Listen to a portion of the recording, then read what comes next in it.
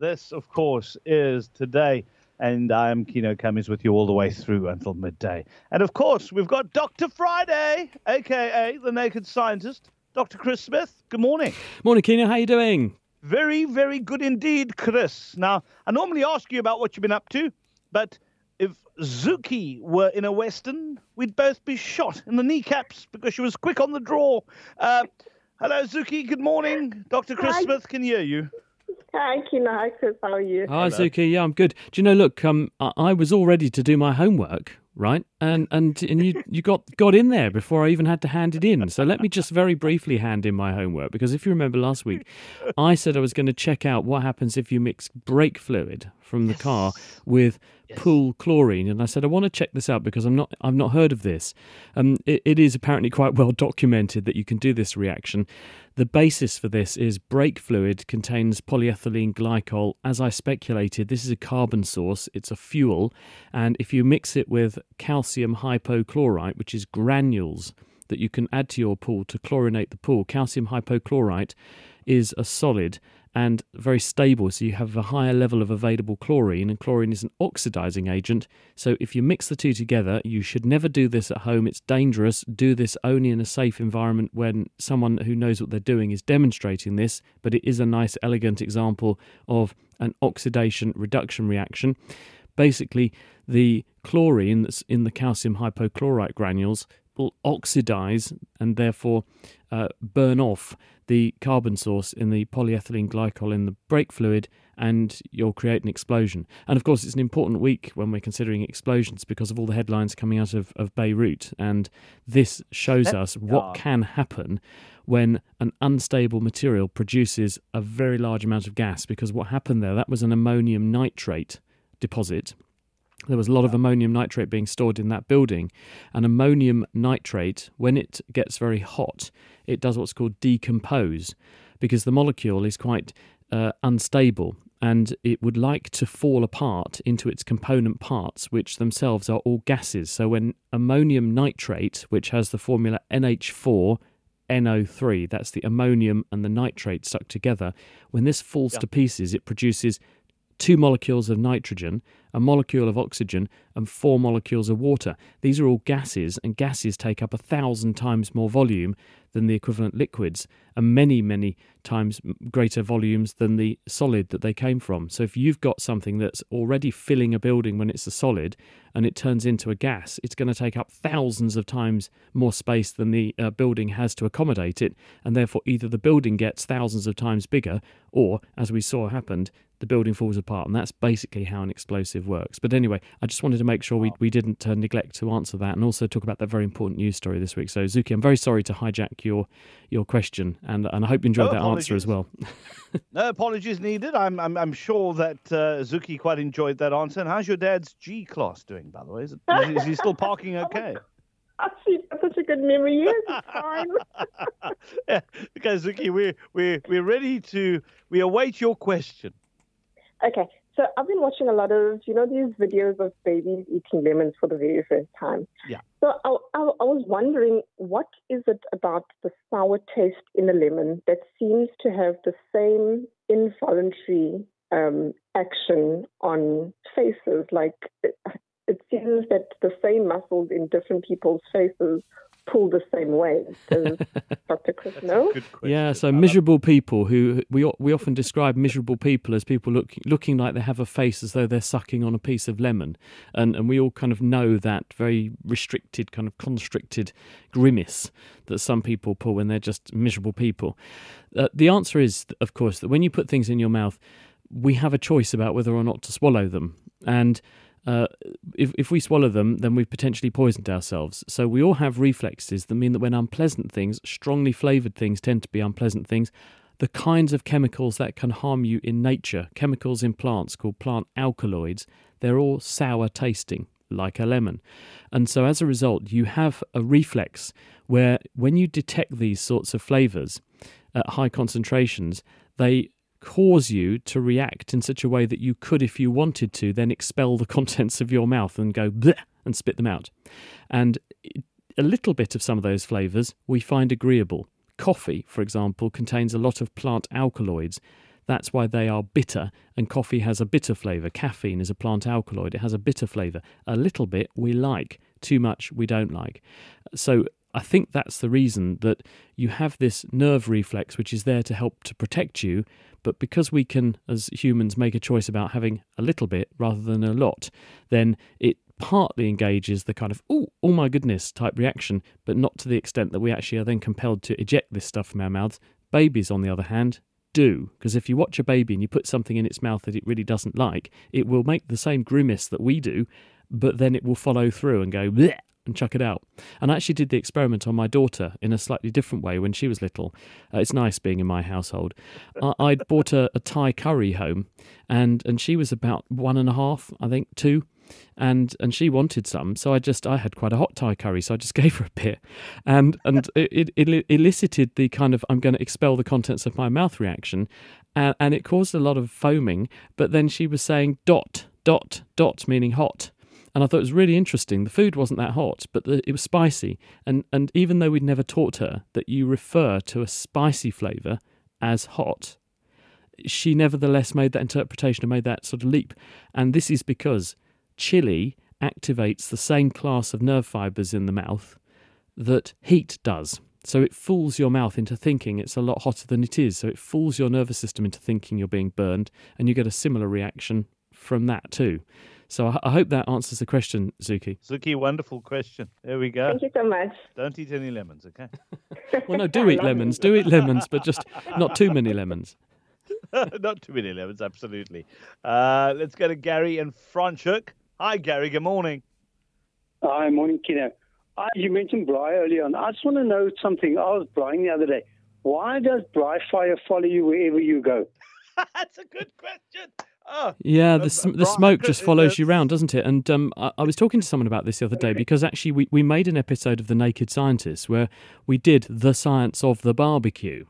And one of the things we did, we actually made a cake on the barbecue. Someone challenged us to make something extraordinary. And so we said, well, what could we make that's really weird that you would never normally barbecue? And we made a cake. And actually the way we did it was to get a tin of pineapple and invite over a top chef from a local restaurant. That helps. That's critical as an ingredient.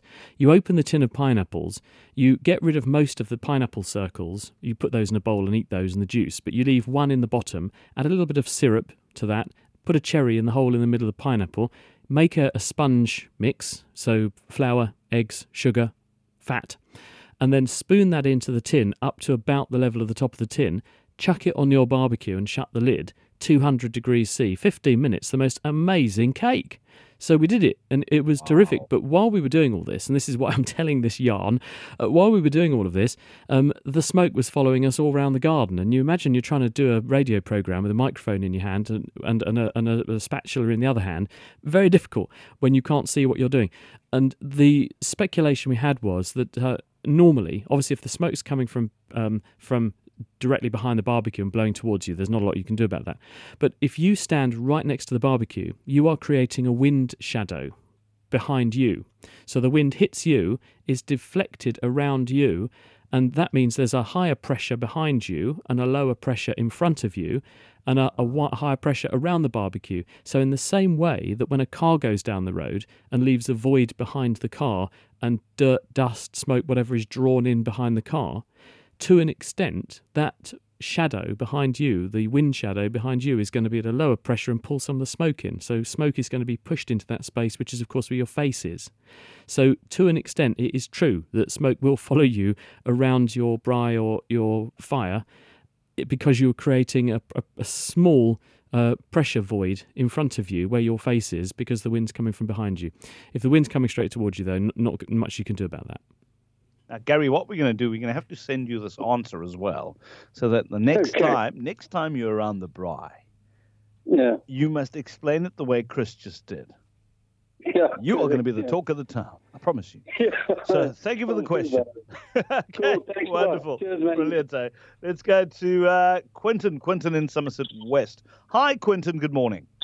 Hi there, how are you? Good, man. Good. Talk to us. Mm-hmm. All right, so my question is about intelligence. So what I wanted to know is how much of a part does genetics play versus like nurturing and what you learn and how you learn.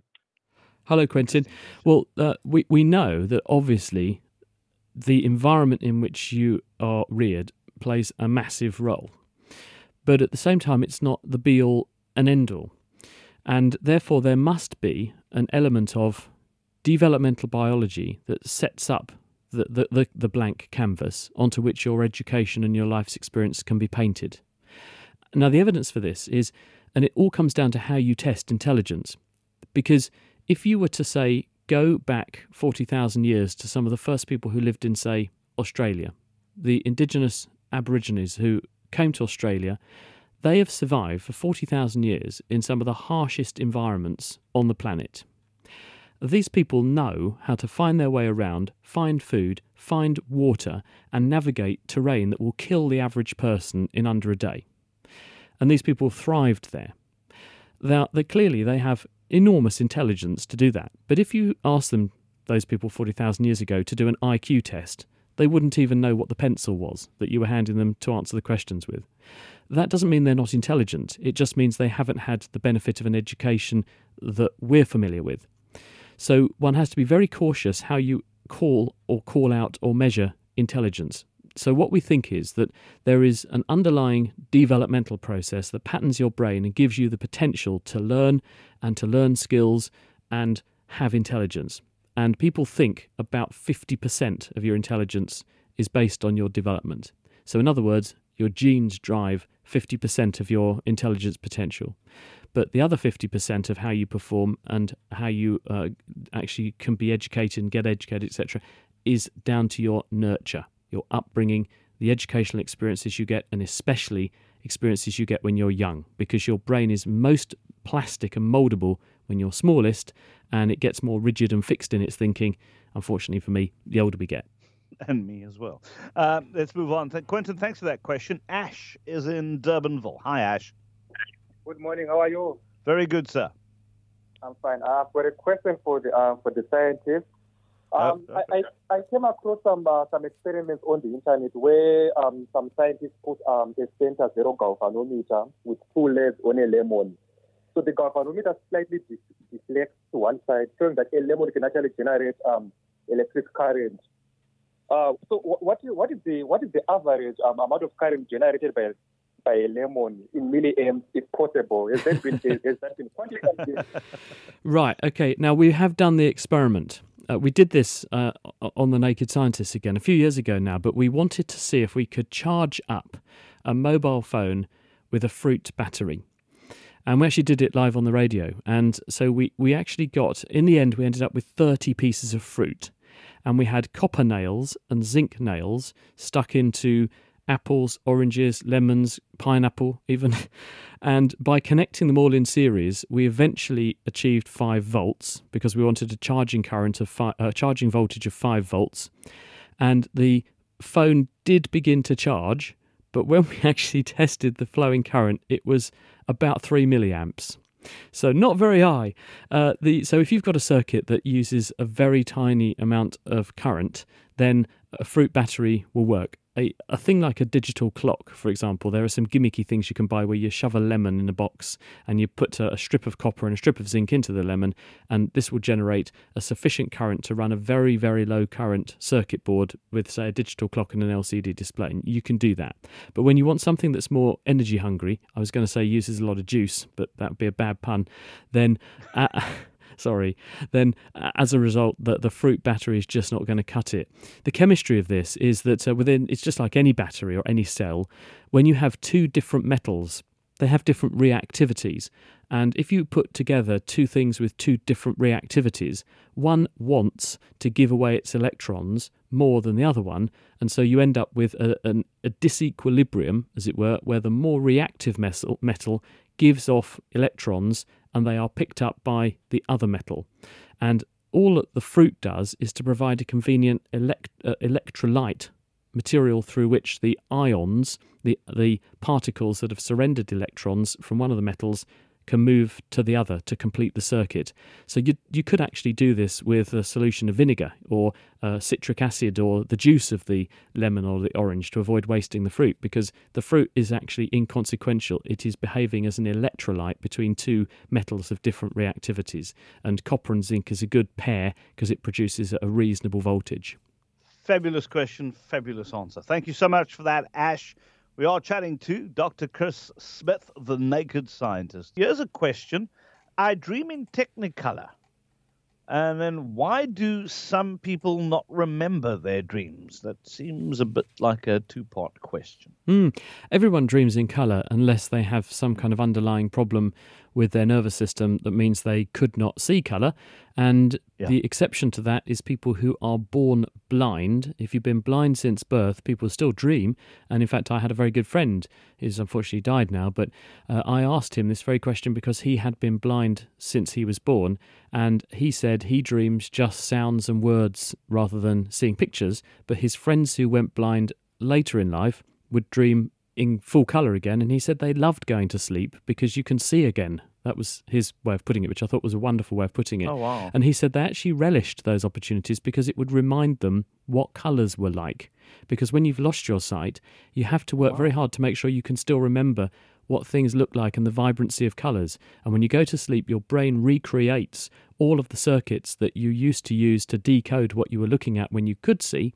And as a result, they are presented back to your dreaming consciousness, as it were, and you can see again for a bit. So that's why it's normal to see in Technicolor. What was the other half of the question? Why do some people not remember their dreams? Well, most people remember some parts of their dreams. Most people forget most of their dreams. And the reason for this is as you go through the night, your brain doesn't dream all the time continuously. Your brain goes through a series of stages of sleep where it alternates between times when you are very deeply asleep and times when your brain is extremely active and you're in a phase called REM, which is rapid eye movement. And this is when people are dreaming. And the period of rapid eye movement sleep becomes more frequent and longer the further you go through the night. So you tend to have the richest dreams and the longest, most detailed dreams towards the end of the sleep cycle, just before you wake up. And if you wake people up when they're mid-dream, they are more likely to be able to recall what they were dreaming about and for it to make sense and be more memorable because that's when they were dreaming. And you have a higher likelihood of waking someone up when they're having a rich dream towards the end of the day, the night, as they're getting towards waking up.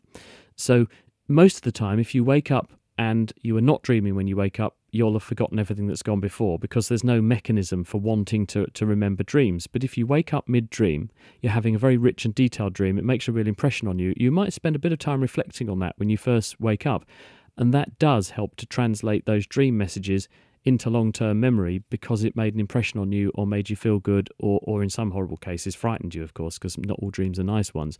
Yeah. So that's the reason. It's whether we choose to process that information in a way that can translate it into long-term memory or not. And when you're asleep, you can't make that choice. But when you've just woken up and just been having a very vivid dream, you can. And so some fragments of those dreams do get stored. I remember dreams I had when I was 12 years old. But anyway, it was very, very vivid. Let's go to NASA. NASA's in Bloberg. Hello, NASA. Hi, Keno. Hi, Dr. Smith. Very quick question for you about height. So I have two children. My daughter is 13. She's a bit taller than my son, who's 16. Same parents, same genes. How does that happen that one child remains shorter than the other? Thank you. Good question. Well, height is genetically determined. And this is what's called a continuous variation or continuous variable. And it is not that there is one single gene that makes you your height. Height is the product of a range of factors, including a whole constellation of genes and the environment you grow up in. So you've got to bring all these things into the equation when considering how tall someone's going to be. Now, gender does make a difference. Men, on average, but not exclusively, are often taller than women. Also, how well fed you've been, if you've been unwell. And remember that when you've got two parents and they mix up their genes to make a child, although the two children will share 50% of their genes with each other and 50% of their genes with each of their parents, the combination of genes in each is completely unique. And therefore, there will be genes in one parent that make that parent a bit taller, other genes that make them a bit smaller. And if you happen to hand to one of your children a bigger proportion of genes that are the smaller genes, you'll have a smaller child. If you hand to them a bigger proportion of your bigger genes, then they have a higher likelihood of getting taller overall. But this is random, and there's enormous variation, and the numbers of genes is enormous. So although it can be predicted a bit based on parental height, it is not exclusively the driver, and for that reason you're going to expect to see cases where you get one child taller than the other, and it might be that the lady is taller than the man. Chris, as always, great having you on the show, sir, and you must have a phenomenal weekend. I'm going to try, and you. And obviously, if you go and have a braai, stay out the smoke. Yeah, well, but no, actually, I'm going to stay in the smoke so I can explain to everybody how. And you can do the experiment and make a cake. Have a go at making one of our wonderful pineapple upside down cakes and see what you make of it. Oh, absolutely love it. You are just amazing. But listen, don't try and have a good weekend. Have a good weekend.